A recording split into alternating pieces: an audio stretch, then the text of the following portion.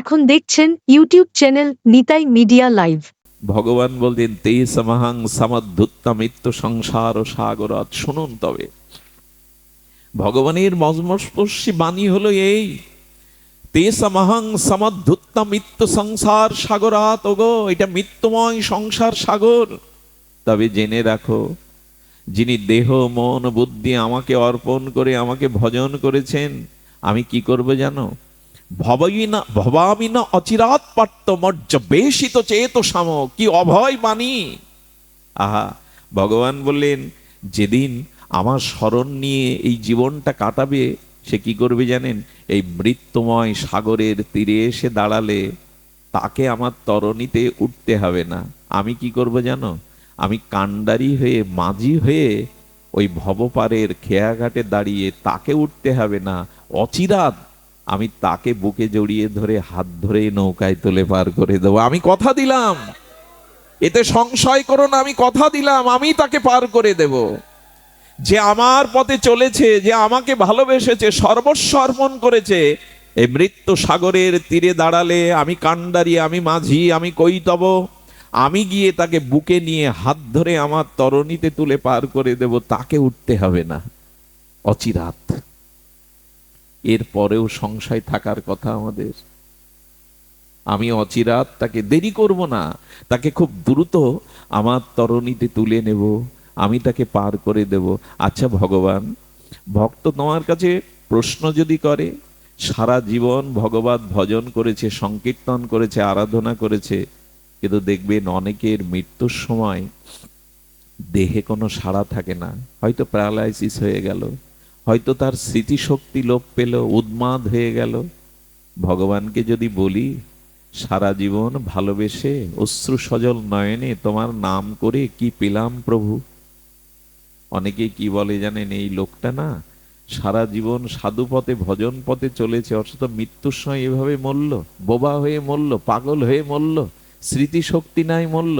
এটা বলবেন না কেন? ভগবান অঙ্গীকার করেছেন সারা জীবন নিত্য নিরন্তর যে আমাকে স্মরণ করেছে, মৃত্যুর সময় যদি তার দেহ স্মৃতি কাজ না করে, আমি তার হয়ে তার হৃদয়ে বসে তার হয়ে নাম করিয়ে নেব। আমি দায়িত্ব নেব গো, আমি দায়িত্বটা নেব। দায়িত্ব তখন তার নয়। জগৎ সেবম বহম মহম, আমি তার ভার বহন করে তার হয়ে নাম করিয়ে নেব, আমি তার নাম করিয়ে নেব। ভবামি না চিরাৎ পাত্য মর্যবেশিত চেত সাম। একবার মন আমাকে দাও, ভালোবাসাটা অনুরাগটা আমাকে দাও, ভুল জায়গায় দিতে যেও না। আমি কথা দিচ্ছি অচিরাৎ তোমাকে এই মৃত্যু সংসার সাগর হতে আমি পার করে দেব। এই জন্য বাহিরে সুখ নাই। আর ভজন করলে কি হয় জানেন? ভজন করলে শোক ব্যাধি, এই জরার মধ্যে থেকেও একটা মানবিক শান্তি, একটা চেতনা পাওয়া যায়। দুঃখ কিন্তু তাড়িয়ে দিতে পারবো না, আমি পারবো না, না আপনি। জরা মৃত্যু ব্যাধি দুঃখ এগুলো কেউ তাড়াতে পারবে না। ভক্তের জীবনেও আছে, অভক্তের জীবনে আছে। কিন্তু ভক্ত হয়ে লাভ কি জানেন? ভক্তি পেয়ে লাভ কি জানেন? লাভ এইটুকুই যে প্রতিকূল অবস্থায়, রোগ শোক জরাব্যাধি অবস্থায় ভক্তের ভাবনাটা কি থাকে?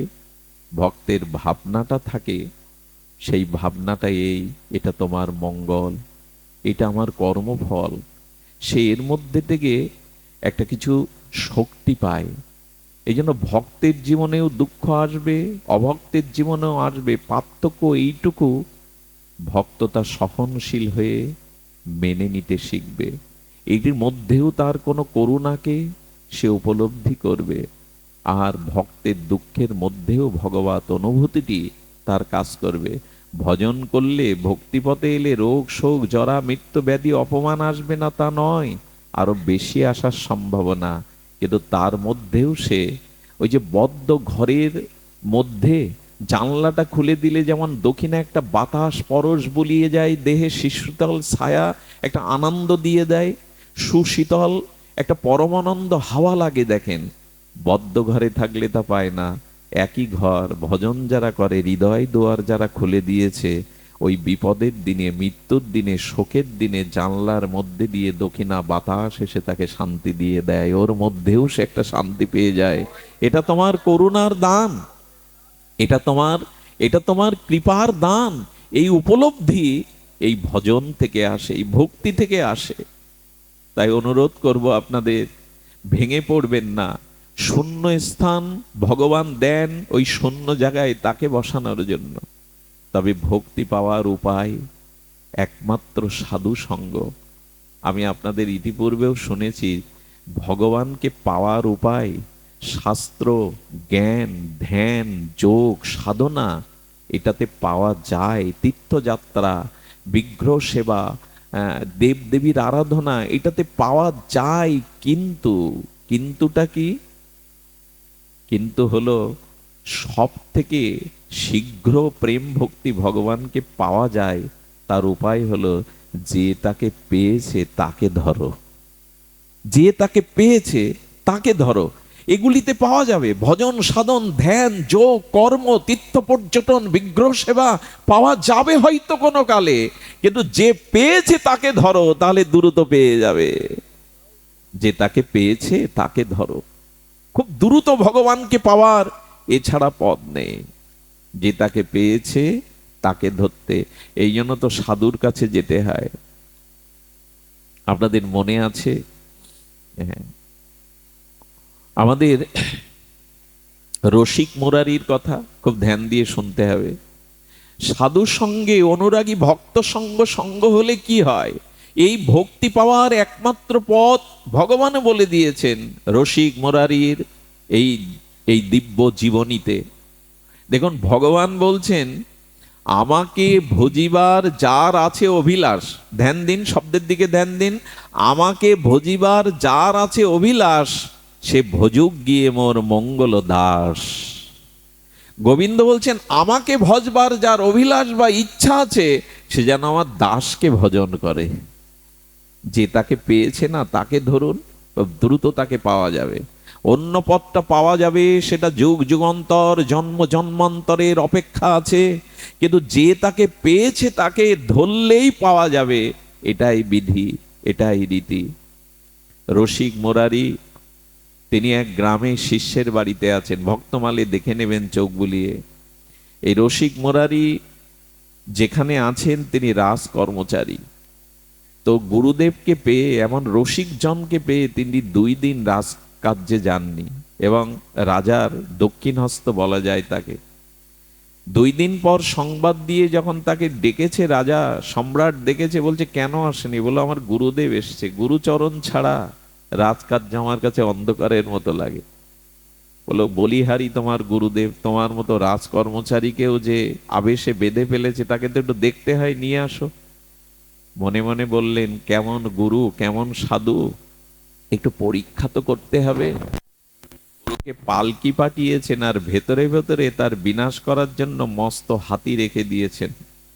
হাতি যেন তাকে আক্রমণ করে। দেখি সাধু যদি হয়, প্রকৃত সাধু যদি হয়, তবে এই মত্ত হস্তিকে সে বশ করুক।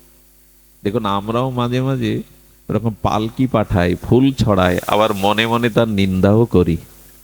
এই কপটতা থাকলে সাধু সঙ্গের এ পথে কিছু পাবেন না। সরল প্রাণী, বিশ্বাস শ্রদ্ধার সহিত এই রাজ্যে কোনো কপটতার স্থান নেই। মন মুখ 2 রকম হলে এ রাজ্যে শূন্য হাতে তাকে ফিরে যেতে হবে, কিছুই পাওয়ার নেই। গাও গাও সবে গৌরাঙ্গের গুণ, সরল করিয়া মন। মন সরল না হলে কপট এই রাজ্যে কিছুই পাবে না। ছাড়ো রে মন কপট চাতুরী, বদনে বলো হরি হরি, তবেই তো পাবে। কপটতায় আজ আমাদের ঘিরে ধরেছে, কপটতায় আজ আমাদের ভক্তি পথের, এই সরল পথের অন্তরায় হয়ে দেখা দিয়েছে। রসিক মুরারি পালকি নয়, বললেন হেঁটে যাব। সামনে মস্ত হস্তি, রাজা চিলেকোঠার ওপর থেকে দেখছে যে কেমন সাধু পরীক্ষা করে নিতে হয়। রাজকর্মচারীকে শিষ্য বানিয়ে ধন লোভে, প্রতিষ্ঠার লোভে শিষ্যকে আটকে রেখেছে, দেখতে চায়। মস্ত হস্তির চোখ রাঙা রাঙা হয়ে গেল, উন্মত্ত হয়ে যখন যখন রসিক মুরারির দিকে ধেয়ে আসছে, রসিক মুরারি পলায়ন নয়, ওর চোখ রাঙা হাতির, মস্ত হস্তির, আর রসিক মুরারির চোখে যখন বিন্দু বিন্দু জল ঝরছে, সামনে গিয়ে হাত জোর করে বললেন, ওরে কত জন্মের কত অপরাধে এমন শক্তিশালী হয়েও মানুষের বশবর্তী হয়ে জীবন কাটাচ্ছ।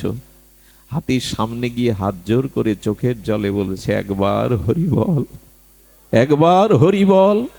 এই সিনেমা নয়, গল্প নয়, উপন্যাস নয়। ভক্তমালে বলছেন রসিক মুরারি কেঁদে ফেলেছে, হস্তির সামনে গিয়ে বলছে, একবার হরি বল। জীবন সার্থক কর। কি বলবো আপনাদের, এরা জাদু জানে না। এদের হৃদয়ে যে ভগবানের প্রেম আছে, ভক্তি আছে, নয়নে জল আছে, এটাই যথেষ্ট। মস্ত হস্তির লাল চোখ জলে ভরে গেল। কি জানো ওর আসলে কি জানেন? আগুনে হাত দিলে যেমন জেনে জ্ঞাত অজ্ঞাত সারে হাত দিলে যেমন হাত পড়ে, যদি কোনো ভগবানের প্রিয় ভক্ত, নিষ্কাম ভক্ত, অপরাধ শূন্য ভক্তের হরিনাম হরিকথা কানে যায়, তবে আগুন যেমন পুড়িয়ে দেয়, হরিনাম কানে গেলেও হৃদয়ের পাপ বুদ্ধি পুড়িয়ে দেয়। হৃদয়ে আর পাপ বুদ্ধি থাকে না, হৃদয়ে থাকে না। এই যে এখানে আমরা সবাই একসাথে নারী পুরুষ বসেছি, এখন কারো মনে কোনো পাপ বুদ্ধি উদয় হয় নাই। হরিকথা হরিনাম ভগবত ভক্তের মুখ দিয়ে কর্ণ জোয়ার দিয়ে প্রবেশ করলে চিত্তে পাপ বুদ্ধি বিনাশ হয়ে যায়। আগুন যেমন পুড়িয়ে দেয়, হরিকথা হরিনাম পাপ বুদ্ধিকে পুড়িয়ে দেয়। হাতির কর্ণ দিয়ে যেই এই রসিক মুরারি মহা অনুভবী ভক্তের কর্ণে প্রবেশ করেছে হরিনাম, একবার হরি বল, সঙ্গে সঙ্গে হাতির সেই পশু বুদ্ধি চলে গিয়ে ঝরঝর করে চোখে জল আসছে। সম্রাট চিলেকোঠা থেকে দেখছে রঙ্গ। হাতিটা কি করলো জানেন?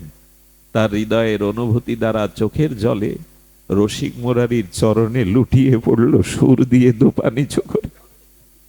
সম্রাট দেখছে কে একটা মস্ত হস্তিকে একবার হরি বলে চোখের জল ফেলায়, চরণে প্রণাম করছে, কে? এই হলো প্রকৃত সাধু, এই হলো সাধুর মহিমা।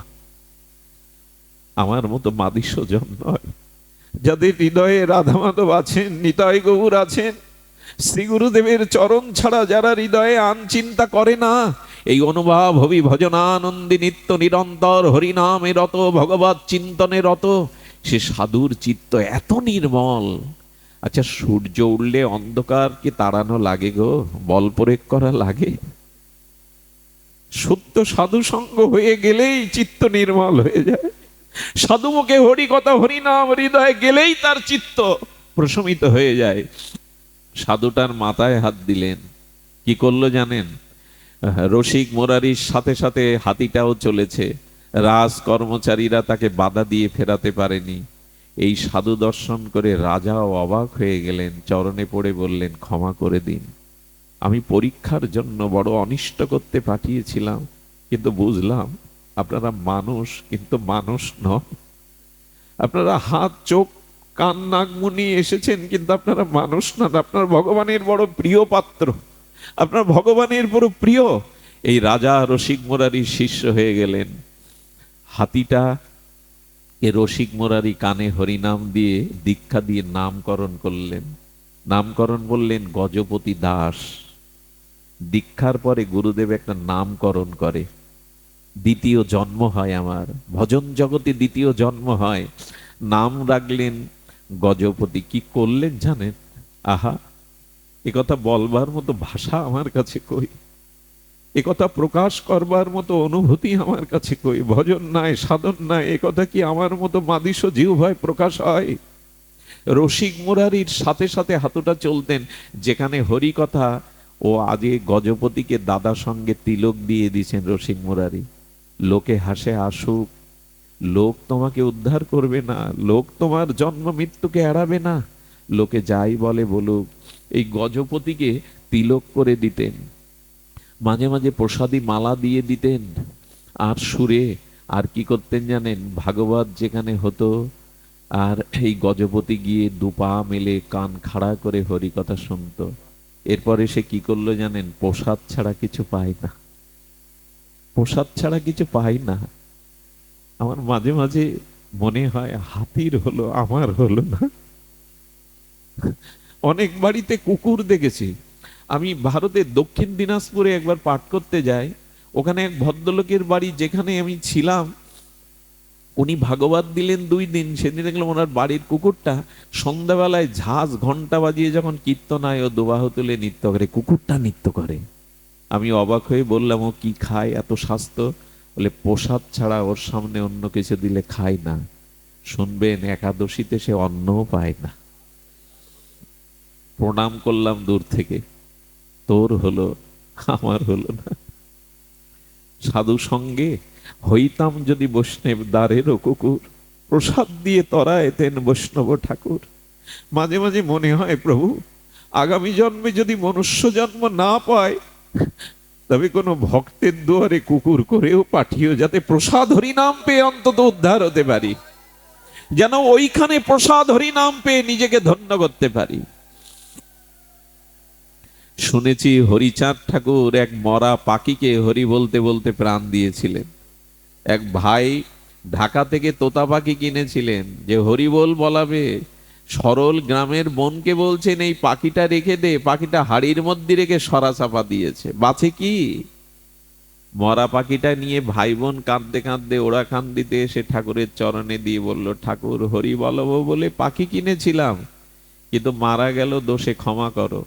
আরে আমার কাছে দে। সামনে দিয়ে তাকে কয়েকবার হ্যাঁ হরি বল বলতে বলতে মরা পাখিটাই বেঁচে গিয়ে হরি বল বলতে লাগলে। গল্প নয়, হরি নামে মৃত সঞ্জীবনী সদা, এটাও হয়, এটাও হয়। হরি নামে হয় নাকি? এটাও হয়। বিশ্বাস নেই আমাদের, আস্থা নেই আমাদের, সবই হয়। মৃত সঞ্জীবনী সুধা। তো রসিক মুরারির এই গজপতি দাসকে ভাগবত শোনাতেন, আর তিনি প্রসাদ পেতেন। জল পেতেন কি জানেন? এ কথা আমাদের বিশ্বাসে আসা উচিত। ভক্তরা যেখানে পা ধুতো না, ওইখানে গর্তে জল জমা থাকতো, ওই ভক্তদের চরণ ধৌত জলটাই পেত হাতিটা। যদি উপায় হয়, যদি করুণা হয়। এখন রসিক মুরারি বললে, আরে তুই বসে বসে খাবি, এত বড় শরীর, প্রসাদ দিতে হয় ভক্তদের, একটু কাজ কর। সেদিন থেকে কি করতো জানেন? বাজারে যেত, গিয়ে সুর দিয়ে প্রণাম করে সবজিওয়ালার কাছে চাইতো, দাও। বৈষ্ণবের জন্য ভিক্ষা করছে। তরকারিওয়ালা সবজিওয়ালার এই দশা দেখে, তিলক দেখে দিয়ে দিত তরকারির বোঝা। চাউলের দোকানে গিয়ে প্রণাম করে তিলক মাথায় তো বলতো, চাউল দাও। ওই এনে সাধু সেবায় লাগাতো। আহারে, হাতি হয়েও সাধু সেবা করলো। কিন্তু আমাদের মাঝে মাঝে মনে কি ভক্তদের নিয়ে একটু সেবা করায়, একটু ভক্ত সেবা করায়। বিশ্বাস করুন, যখনই এটা মনে হয় আর সেটা ব্যস্ততার জন্য না করি, তখন সেই অর্থটা অন্য দিক দিয়ে নষ্ট হয়ে যায়, রোগে শোকে নষ্ট হয়ে যায়। অর্থের একটা অংশ সৎ কাজে লাগাবেন, না হলে কিন্তু ওই অর্থটা অন্য দিক দিয়ে শেষ হয়ে যাবে। মামলা মকদ্দমা, চুরি ডাকাতি, সন্ত্রাসী, রোগ শোক কোনো না কোনো ভাবে বেরিয়ে যাবে, আটকাতে পারবেন না। এটাই জগতের নিয়ম।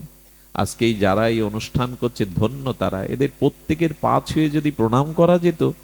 ওরা যে কাজটা করছে এটা সাধারণ কাজ নয়। এতগুলি মানুষকে একত্রিত করে আমাদের আধ্যাত্মিক চেতনা, ভাগবত ভক্তির প্রগতি, এই যে আয়োজন, এটা সাধারণ নয়। ধন্য এরা, ধন্য এদের মানসিকতা, ভাবনা। এই তো চাই অর্থের সদ্ব্যবহার। দেখুন তো এখন যে পরিবেশ, সেটা কোথায় অর্থ দিয়ে কিনবেন আপনি? বিয়ে বাড়িতে, শাদী বাড়িতে কোথায় কিনবেন এটা? এমন পরিবেশ আর কি মেলে এই মরজগতে? এই জন্য অর্থটার যাতে সদ্ব্যবহার হয়, তাই করতে হয় জগতে। এক মুঠো যদি শুদ্ধ কোনো মানুষ পায়, ভক্ত পায়, ভগবান বড় প্রসন্ন হয়। ভগবান বলেছেন, আগে মানবিক গুণাবলীতে গুণান্বিত হও, ভক্তি তো অনেক উপরে, আগে মানুষ হও, আগে নিজের সদ্ব্যবহার করো। হাতিটা ভিক্ষা করছে বৈষ্ণব সেবার জন্য, ভিক্ষা করে এনে সাধু সেবা করত। কিন্তু রাজার কানে নালিশ গেল, এই হাতিটা বাজারে চাউল ডাল সবজি নিয়ে যায়, রাজা বিচার করে। রাজা দেখলো, যে হাতি একা একা গিয়ে বৈষ্ণব সেবার বাজার নিয়ে আসে, এরকম বুদ্ধিমান হাতিকে দরকার। রাজা ষড়যন্ত্র করে 4 জনকে পাঠালো সাধু বেশে। সাধু না হলেও যাবে না, ও সাধু হয়ে গেছে। সাধু বেশে ওকে ধরে আনো বাজার থেকে। 4 জন মালা তিলক সাধু বেশ ধরে গেলে মনে করলো সৎসঙ্গে ডেকে নিয়ে যাচ্ছে। সরল বিশ্বাসে গজপতি দাস তাদের সাথে যে রাস আহ, দুয়ারের সামনে গেল, শত শত লোক তাকে শৃঙ্খলিত করে বেঁধে ফেলল। এর পরের কাহিনীটা বড় হৃদয় স্পর্শ করে। 7টা দিন শৃঙ্খল করে বেঁধে রাখলো। সামনে কত খাদ্য, এ তো মুখে দেয় না। সাধু সঙ্গবিহীন, প্রসাদবিহীন, বৈষ্ণবের চরণ জলবিহীন 7 দিন না খেয়ে পড়ে আছে মরার মতো। গ্রন্থকার লিখছেন ভক্তমালে, ওর মনের অনুভবিত ভক্তমাল গ্রন্থকার নামাজি লিখছেন, ও প্রাণ ত্যাগ করবার সংকল্প করব। যদি সাধু সঙ্গ না হয়, প্রসাদ না পায়, বৈষ্ণব সেবা, হরিকথা না পায়, প্রাণ রেখে লাভ কি? এ প্রাণ রেখে লাভ কি? মাছকে জল থেকে তুলুনও বাঁচবে না। যারা এই পথে এসেছেন, ভজন অনুভব পেয়েছেন, তারা সাধু সঙ্গ, হরিকথা, হরিনাম ছাড়া তারা বাঁচবে না। অন্য কিছু দিয়ে তাদের বাঁচানো যাবে না, এটা তাদের প্রাণের দাবি। মাছ বাঁচে না জল ছাড়া, ভক্ত ভক্তি ছাড়া, ভজন ছাড়া, সাধু সঙ্গ ছাড়া বাঁচে না। সুধীজন, সুধীজন, এমনি করে 7 দিন যখন সংকল্প করে, পাবে না, রাজ সম্পদ পাবে না। রাজা বললে, এক কাজ করো, গঙ্গার তীরে নিয়ে যাও। এখানে বদ্ধ জায়গায় হয়তো পেতে পাচ্ছে না, গঙ্গার তীরে নিয়ে শৃঙ্খলিত করে নিয়ে যাও, নিয়ে ওখানে দেখো কিছু খাই কিনা, হলে বাঁচানো যাবে না। গঙ্গার তীরে গজপতি দাসকে, সে গঙ্গাকে দেখেই মনে মনে বললেন, মা, হে পতিত পাবনী, তুমি তো হরির চরণচ্যুতা, তুমি হরির চরণামৃত। মা, আমি কিঞ্চিত সাধু কৃপা পেয়েছিলাম, গুরু কৃপা পেয়েছিলাম, তাই তোমার দুয়ারে আমাকে ওরা এনেছে। মা, এ প্রাণ আমি আর রাখতে চাই না, রাস বন্ধি থেকে আমি মুক্তি চাই, দাও মা, তোমার কোলে আমার শেষ আশ্রয় দাও। হাতিটা এই বলতে বলতে শৃঙ্খল মুক্ত হয়ে সেই যে গঙ্গায় প্রবেশ করলো, সুরটা উঁচু করে মা গঙ্গাকে সাক্ষী রেখে বলছে, মা, এ দেহ তোমাতেই পতন হোক, তুমি হরির চরণ থেকে প্রবাহিতা, তোমার চরণে দেহ রাখলে আমি আগামী জন্মে হয়তো বৈষ্ণব শরীর পাবো, মনুষ্য শরীর পাবো, ভজন করতে পারবো, দাও মা, আমাকে আশ্রয় দাও। সেই গঙ্গাতেই গজপতি দাস প্রাণ ত্যাগ করে চিরদিনের মতো ভগবত রাজ্যে ফিরে গেল। এই হলো সাধু দর্শন, সাধু সঙ্গের মহিমা। সদ্গুরুদেবের এই হলো মহিমা। শ্রীগুরু পাদ পদ্ম, সদ্গুরুর চরণাশ্রয়, এটাই হলো মহিমা। আর আমাদের এই যুগ চৈতন্যের যুগ, আমাদের এই যুগ নিত্যানন্দ করুণার যুগ, আমাদের এই যুগ ব্রজভজনের যুগ, আমাদের এই যুগ নবদ্বীপের সংকীর্তনের যুগ। এই বিশেষ কলিতে চারিদিকে অন্ধকার বটে, কাম কামনা হিংসা, বিশ্বজুড়ে লোকক্ষয় রক্তক্ষয়, কিন্তু এর মধ্যেও একটি পরম পাওয়া আছে। এটা নিতাই চৈতন্যের যুগ, এটা হরি নামের যুগ, এটা প্রেমের যুগ। এই যুগে অল্পতেই যারা ভগবত চরণ আশ্রয় করে, হরি নাম আশ্রয় করেছে, সাধুগুরু আশ্রয় করেছে, অতি অনায়াসে পার হতে পারবে। সত্য যুগের মতো কঠোর তপসাধনা নয়, ত্রেতার মতো অশ্বমেধ গোমেধ যজ্ঞ নয়, দাপারের মতো ষড়শৈশ্বর্যে পূজা নয়। এই যুগে একমাত্র সরল প্রাণে যদি দিনান্তে কেউ একবার নিতাই বলে, একবার গৌর বলে, ভগবান তাকে করুণা করবেন। আমাদের জন্য এই হরিনাম, এই হরিকথা দিয়ে গেছেন। এই হরিনাম হরিকথাকে অবলম্বন যারা করেছে, এরা বঞ্চিত হবে না, এরা বঞ্চিত হতে জানে না। চাই দন্য, চাই সংযম, চাই নিরভিমানতা। আজকের দিনে সব থেকে যেটা বড়, সেটা হলো এই দন্যের দ্বারা, দীনতার দ্বারা। আজ আমরা যদি একটুখানি হৃদয় সরল করে হরিকথা হরিনামকে আশ্রয় করতে পারি, তবে আমাদের আর চিন্তা নাই। গৌরাঙ্গেরও 2টি পদ, যার প্রেম সম্পদ, সে জানা ভক্তি রসসার। এই তো মহাজনের বাণী। শ্রী গৌর চরণকে যারা আশ্রয় করেছে, দিনান্তে যারা একবার নিতাই চরণকে আশ্রয় করেছে, হা নিতাই বলে ডেকেছে, তাদের আর ভয় নাই। তারা এই অবনী পরে প্রেম ভক্তির সম্পদ রূপ তাকে পাবে। আজ মহাপ্রভু, আজ নিতাই চাঁদ জীবের কাছে হাত বাড়িয়েছেন। দেখুন, ভগবান এসে জীবের সামনে হাত বাড়িয়েছেন, আয় আয়, কাছে আয়। তোর জন্ম জন্মান্তরের পাপ তাপ দেখুন। আমাদের ব্রজেন্দ্র নন্দন সেই শচীসুত হইল, সেই মহাপ্রভুর বন্দনায় বাবাজিরা কীর্তন করেন, যিনি নন্দের নন্দন, ওখানে বলছেন নন্দের নন্দন, আর এখানে বলছেন শচীসুত হইল সেই। ওখানে বাবার নামটি নিল, পিতার নামটা নিল, আর মহাপ্রভুর বেলায় মায়ের নাম নিল। কেন? নন্দের নন্দন যেই শচীসুত হইল, কেন এখানে জগন্নাথ সুত হইল সেই বলা যেত না? পিতার নাম নেওয়া যেত না? বলে মহাজনের বাণী সাধারণ নয়। তার কারণ কি জানেন? আমাদের মহাপ্রভুর বেলায়, আমাদের শ্রীকৃষ্ণ চৈতন্য বেলায় কেন শচীসুত শব্দটা দেয়া হলো? মহাজন আস্বাদন দিচ্ছেন, বলে দেখো, পিতা নতুন কাছানো জামা কাপড় পরে দোকানে যাবে, অফিসে যাবে, কোথাও যাবে, সন্তানের গায়ে লালা মাখা আর মলমূত্র গায়ে মেখে আছে, এসে যে বাবা কোলে নাও, বাবা কোলে নাও, নেবে তো? আরে যা যা, সরে যা, সরে যা, মায়ের কাছে যা, এখানে না। বলে কি না? ওই যে পোশাক পরা, কাঁচানো পোশাক বাবা কোলে নিতে চায় না, যা মায়ের কাছে যা, আমার কাছে না।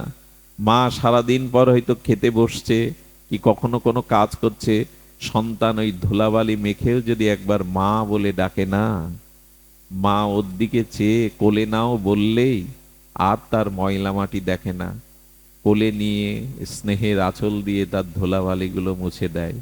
এ যুগের ভগবানও এরকম করুণা নিয়ে আমাদের মাঝে এসেছেন। ওরে, অনেক পাপ তাপ ময়লা আবর্জনা আছে রে, ভয় নাই, একবার আমার চরণে আয়, একবার হরি বলে ডাক, আমি কথা দিচ্ছি তোর অনন্ত জন্মের পাপ তাপ মুছে দিয়ে তোকে কোলে নেব মায়ের মতো। একজন মায়ের মনে যদি সন্তানের গায়ে ধুলাবালিতে ঘৃণা না হয়, মলমূত্রে, তো ভগবান তিনি তো আমাদের আশ্রয় তত্ত্ব। তার একবার তার চরণে এগিয়ে যান। সংসারে অনেক কিছু হয়েছে, সংসারে অনেক কিছু করেছেন, এখানে কিছুই সার পাওয়া যায় না। সংসারের সার একমাত্র ভগবত ভজন, ভগবত চরণ আশ্রয়। এটুকু যেন বঞ্চিত না হয়। তবে এইটুকু বলতে পারি, শরণ যদি নিতে পারেন, ঠিক ঠিক শরণাগতি যদি আমরা নিতে পারি, ভয় নাই। আমাদের গঙ্গাদাসকে একদিন মহাপ্রভু ডেকেছিলেন, গঙ্গাদাস, গঙ্গাদাস। গঙ্গাদাস এক বয়োবৃদ্ধ হাত জোড় করে গৌরের সামনে এসে বলছে, প্রভু এই অধমের নাম ধরে ডাকলে প্রভু, আমার এত সৌভাগ্য, আদেশ করো প্রভু। গঙ্গাদাস মনে পড়ে আজ থেকে 40 বছর আগের ঘটনা। গঙ্গাদাস বলছে, প্রভু স্মরণ করিয়ে দিন। বলেন, তোমার ঘরে আগুন জ্বালিয়ে দিয়েছিল বিজাতিরা, মনে আছে? বলে হ্যাঁ। তোমাকে ধর্মচ্যুত করবে বলে অস্ত্র নিয়ে তোমার পেছনে ছুটছিল। বলে প্রভু এ কথা জানলো কি করে? হ্যাঁ প্রভু, সেদিন ছুটছিলাম স্ত্রীর হাত ধরে, ঘর ফেলে, ঘর জ্বলছে, ধর্ম ত্যাগ করব না, এই জন্য স্ত্রীর হাত ধরে ছুটছিলাম। তারপরের কথা গঙ্গাদাস বলল, গঙ্গার তীরে এসে দাঁড়ালাম, কিন্তু দুর্ভাগ্য কোনো মাঝি নাই, নৌকা নাই।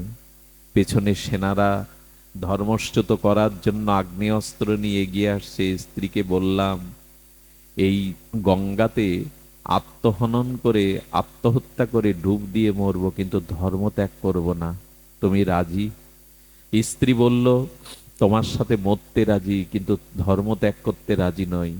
যখন গঙ্গায় ঝাঁপ দিতে যাব প্রভু, বলে তখন কি হলো? মহাপ্রভু জিজ্ঞাসা করছেন, কি হলো গঙ্গাদাস?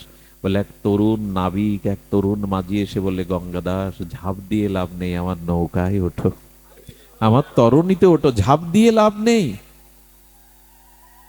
হ্যাঁ প্রভু, 40 বছর আগে সেই নবী পার করার পরে কি হলো? ওপারে গিয়ে তাকে বলেছিলাম, কি দেব তোমায়, জীবন দিলে, ধর্ম রক্ষা করলে। বলল বলল তোমার কাছ থেকে কিছু নেব না। মনে পড়ে সেই মাঝির কথা। গঙ্গাদার লুটিয়ে পড়ে বলছেন, প্রভু তাকেই তো সারা জীবন মনে খুঁজছি, কে সে? মহাপ্রভু বললেন, সেদিন আমি তোমাকে নৌকায় তুলে পার করে দিয়েছিলাম। পারের একজন আছে, আমাদের ভরসা করুন। একজন আছে, এই অনন্ত বিশ্ব ব্রহ্মাণ্ডকে যিনি পরিচালনা করছেন। এটা এমনি এমনি হচ্ছে না। এই অনন্ত বিশ্ব ব্রহ্মাণ্ডের অনুপরমাণু গ্রহ নক্ষত্র, আচ্ছা তিনি না চাইলে আমি আপনার দিকে চাইতে পারি? তিনি না চাইলে আমি জিহ্বা দিয়ে বাক্য বলতে পারি? তিনি না চাইলে আপনি এক পা এগোতে পারেন? তিনি না চাইলে নিঃশ্বাস প্রশ্বাস বইতে পারে? তিনি না চাইলে আমি একটি পদও অগ্রসর হতে পারি না। সকল কিছু তার দান, তিনি আছেন। গঙ্গাধর লুটিয়ে পড়ল, তবে তুমি পার করে দিয়েছিলে। চোখের জলে বৃদ্ধ গঙ্গাদাস অনুরোধ করে বললেন, তবে প্রভু আরেকটি চাওয়া আছে, সেই চাওয়া আপনার আমার যেন হয়।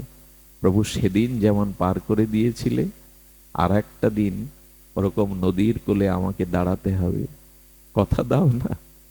সেদিনও করি না পেলে পার করে দেবে, কথা দাও? সেদিন এমনি করে তরিতে তুলে নিও, পার করে দিও। আসুন আমরাও আবেদন জানাই, আমরাও নিবেদন জানাই, প্রভু ভুল অনেক করেছি, পিছন পথে অনেক চলেছি, কিন্তু ক্ষমা করে দাও। তুমি ক্ষমার আশ্রয় আধার। আমরা যদি তোমার চরণে আজ থেকে শরণ নেই, তুমি ক্ষমা করে দিও, তুমি কোলে তুলে নিও, তুমি চরণে ঠেলে দিও না, আর শেষের দিনে এমনি করে তুমি পার করে দিও। সুধীজন, আমি যাকে ফেলে রেখে এসছি আসবার কথা না, আমাদের এখানে আমার এক মা আছেন, বারবার বলছিল, বাবা ভক্তরা অপেক্ষা করবে, ভগবানই তো সব করেন, ওনার জন্য একটু প্রার্থনা করবেন। আজ 25টা দিন একটা অসুস্থ মানুষকে নিয়ে প্রহর গুনছি, অনেক জায়গায় পাঠে কথা দিয়েও যেতে পারিনি, একটু প্রার্থনা করবেন। তিনি ভগবান যা চান তাই যেন হয়, আপনাদের ইচ্ছাই তিনি। আর আমি আজ ধন্য, আমার সামনে দুজন এসেছেন আমার সাথে, কি বলবো তাদের পরিচয়, কারো প্রশংসা করা উচিত নয় ব্যাসপীঠে। আমাদের সাতক্ষীরার উনি জজ, একজন বিচারক, তিনি ছায়ার মতো আমার সাথে কটা দিন তার বাড়ি থেকে তিনি প্রসাদ ভোজি, মহৎ বৈষ্ণবপদ বাবাজির আশ্রিত, কি না করছেন। তিনি আমার মাঝে আছেন, সনাতন দা আছেন, তিনি ওখানের একজন একজন হয়েও তিনি ছায়ার মতো এই কাজ করছেন। এদের জন্য দেওয়ার কিছু নেই, আছে এরা যেন ভগবত ভক্তিতে এগিয়ে যেতে পারে। আমি দাদাকে, আমাদের বিচারক মহাশয়কে যদি দুটি কথা বলবার আপনাদের কাছে অনুমতি পাই, উনি দুটি কথা আমাদের উদ্দেশ্যে বলুন, বসেই বলুন দুটি কথা। উনি সময় নাই, ওনার পরিচয়টা দেওয়াও আমার উচিত না, তবু বলে ফেললাম। তিনি একজন জজ, তারপরেও তার ভক্তি জীবন অসাধারণ। পরিবারের সবাইকে নিয়ে প্রসাদ ভোজে ভজন করছেন। ওনাকে অনুরোধ করছি দুটি সমাপনী কথা বলার জন্য। আমাদের একজন সচিব মহাশয় আছেন, আমার ভালো লাগছে কেন জানেন? ভাগবতে যে শুধু আমার মতো মূর্খের না, ওনাদের মতো সজীব, ওনাদের মতো বিচারক আজ ভাগবতে আসছে, এটাই আমাদের পরম প্রাপ্তি, এটা আমাদের পুরস্কার। শিক্ষিত মানুষগুলো না গিয়ে গেলে এ ধর্ম জাগবে না, এ ধর্মের উত্তরণ হবে না। ধন্য আপনারা সাতপাড়বাসী, যারা অনুষ্ঠানের আয়োজন করেছেন, তাদের পক্ষ থেকে কোনো ত্রুটি হলে ক্ষমা করবেন, তাদের হয়ে আমি গলগ্নিকিত ভাষে ক্ষমা চাইছি।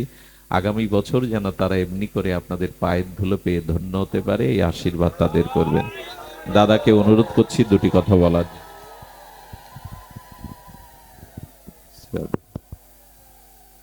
জয় রাধে, সবাই চরণে দণ্ডবত প্রণতি। আজকে যে মহাত্মার ভাগবত কথা আপনারা শুনলেন, যিনি আমার পথপ্রদর্শক, যিনি আমাকে অন্ধকার থেকে আলোর পথ দেখিয়েছেন, যার অনুপ্রেরণায় শ্রী শ্রী গুরু মহারাজের চরণে আমি আশ্রিত হতে পেরেছি। আমার মনে হয় আমি মানে যদি বারবার জন্ম নিয়েও তার সেবা করি, তাও আমি তার ঋণ শোধ করতে পারবো না। তো আমার কোনো বলার কোনো কোনো কথাই আমার আজকে শক্তি নাই, কারণ আমি কার সামনে কথা বলবো। তারপরও উনি করুণা করে আমাকে নিয়ে এসেছেন। আমি সবার চরণে এই প্রার্থনা করব যে আমার যেন গুরু মহারাজের চরণে আশ্রিত হতে পেরেছি, যেন তার আদর্শ নিয়ে যেন আমি সামনে আলোর পথে এগিয়ে যেতে পারি, এই প্রার্থনা করবেন, সবার চরণে দণ্ডবোধ করবেন। উনি আসলে আচরণ করেন, যারা আচরণ করে তারা খুব কমই বলেন। আমাদের যুগ্ম সচিব, আমি আমাদের এই মহোদয়কে নিবেদন করছি 1 মিনিট বা 2 মিনিট উনি ওনার হৃদয়ের অনুভূতি কিছু প্রকাশ করবেন আপনাদের সামনে। ওনাকে বিশেষভাবে নিবেদন করছি দুটি কথা বলার জন্য। কৃষ্ণ, জয় শ্রীকৃষ্ণ চৈতন্য প্রভু নিত্যানন্দ, শ্রী অদ্বৈত গদাধর শ্রীবাসাদি গৌর ভক্তবৃন্দ। হরে কৃষ্ণ কৃষ্ণ কৃষ্ণ কৃষ্ণ হরে হরে, হরে হরে রাম রাম হরে হরে রাম। রাম রাম রাম হরে। হরে কৃষ্ণ। আপনারা আমাকে অনেকেই চেনেন, আজকে আমি অত্যন্ত ধন্য। সাউন্ডটা একটু বাড়িয়ে দিন। এই ইউনিয়নেরই আমি সন্তান। আমার বাড়ি ভেন্না বাড়ি। প্রভুর আলোচনা শুনলাম। শ্রীহরি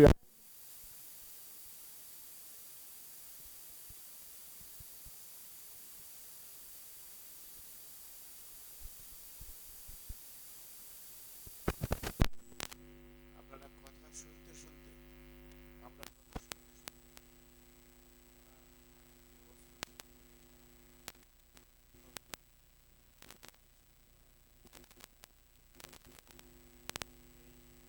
সাতপাড় মিলনার রয়্যাল চন্দ্র উচ্চ বিদ্যালয় প্রতিষ্ঠা হলো, সাতপাড় বাজার নগরী প্রতিষ্ঠা হলো। কত বড় কত পবিত্র অনুষ্ঠান!